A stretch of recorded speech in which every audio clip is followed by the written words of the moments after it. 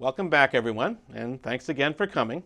What I'd like to do in this lecture and in the next one is to categorize different types of cohort studies in two different dimensions. The first thing I'd like to describe is the difference between what we call an open cohort study and a closed cohort study in epidemiology. So first, let's talk about open cohort studies. Open cohort studies are studies built on populations that might be geographically defined. Think of the city you're living in right now. That population is dynamic. People are moving in and moving out of that city every day. Some people unfortunately pass on, die. Other people are being born. So the population, the census of that city yesterday is not exactly the same people who are living in that city today.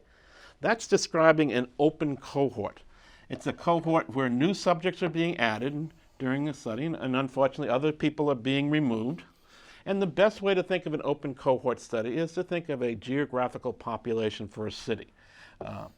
Now, not only is it dynamic in terms of people coming and going, it's also dynamic within individuals. If you're looking at smoking, the person who smokes yesterday might not be the person who's smoking today. He might have, or she might have, decided to stop smoking. So the exposure itself might be dynamic and might be changing over time. When we have these types of data, what we measure are incidence rates. We measure person time being contributed by different people into that population, and we're measuring cases that occur out of that person time. So here's just a picture of an open cohort. Basically, what we have are a bunch of people entering the cohort, being followed over time. The first person enters, lasts for, say, 4 or 5 weeks, and then develops the disease of interest. Another person enters at a different period, lasts maybe 12 or 18 weeks, and does not develop the outcome. So each line is a different person. It begins when the person enters the population. It ends in whether he either develops the disease or that person leaves the population. If this is what your data set looks like, what you would choose as your measure of outcome, your measure of incidence, is an incidence rate. You'd be taking the number of cases that happened during that time of disease, and you'd be dividing by person time, where person time is being contributed by different people in different amounts because of the dynamic nature of this population. That's an open cohort. Now, alternatively, the closed cohort is a cohort that's static in its nature. It's defined by having a common starting point for all individuals and a list of everyone's in the study. So what we'd like to do is enroll a bunch of people at risk for developing some outcome at a starting point, the time the period begins. It's not dynamic, it's static. It's static not only in that the people are not moving in and out of the population, it's that you're starting out with 100 people, for example, at some time being followed for the next 5 years. The exposure in closed cohort studies is also static. We classify people as being exposed or non-exposed. The exposure doesn't change over time. A closed cohort assumes there's no losses to follow-up. And at the end, what we're able to do is for each person, since everyone was followed for the same period of time and there were no losses to follow-up, since the exposure doesn't change, we can classify for each exposed groups how many people got disease out of how many people were initially in the cohort with that exposure. We can measure now cumulative incidence. We can measure the number of cases of disease by the number of people. So if we, unlike the dynamic or open cohort, for a closed cohort, you can measure cumulative incidence. Now, as an alternative, from the same data set, you can still measure incidence rates. We will still have how much person time each individual contributed to our study. We can divide the number of cases of disease by now not the number of people, but the number of person time. So in your data set that we've been using, the Framingham data set, when we looked at the outcome being overall mortality from any cause whatsoever, we had 4,434 people at the 1956 exam. All of them were being followed for 24 years. The outcome was death from any cause. There were no losses to follow-up.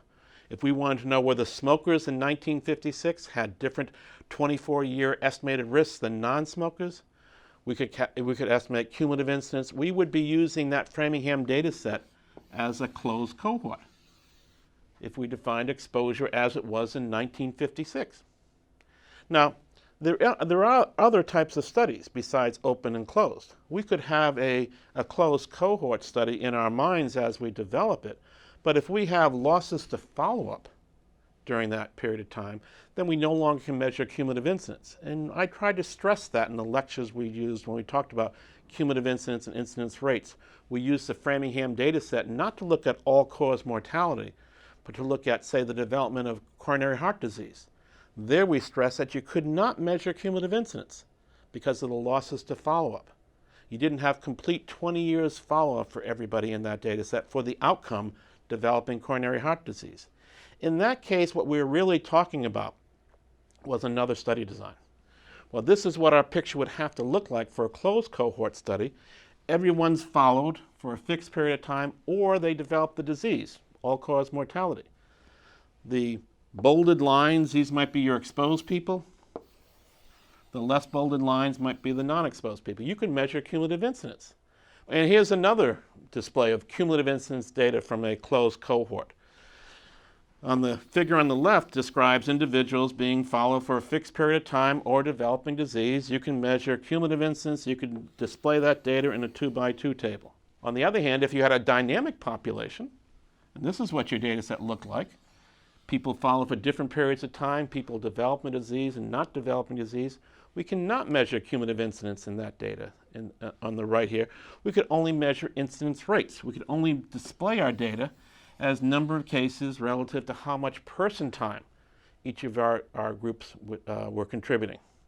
Now, what I was mentioning a minute ago was the problem with closed cohort studies is they do no longer allow you to measure cumulative incidence when you have losses to follow-up or losses due to competing risks. And for example, when we use the outcome NECHD in our Framingham data set, we were unable to measure cumulative incidence. We had to measure incidence rates. So cumulative incidence are not useful when you have losses to follow-up. You can't measure them. They also don't take into account whether an outcome occurred early in a period of follow-up or later in a period of follow-up. They just take into account that an event occurred. And the other problem with cumulative incidence data is they can't incorporate any way the fact that individuals might change exposure status over time. Incidence rates do allow this. Well, what I mentioned before was another study design, a study design which started out looking like a closed cohort, but had losses to follow-up. That's what we call a fixed cohort. A fixed cohort is essentially a closed cohort with a problem, the problem having potential losses to follow-up. And that's what we were talking about previously when we had the outcome NECHD. In that case, for a fixed cohort, all we can measure are incidence rates.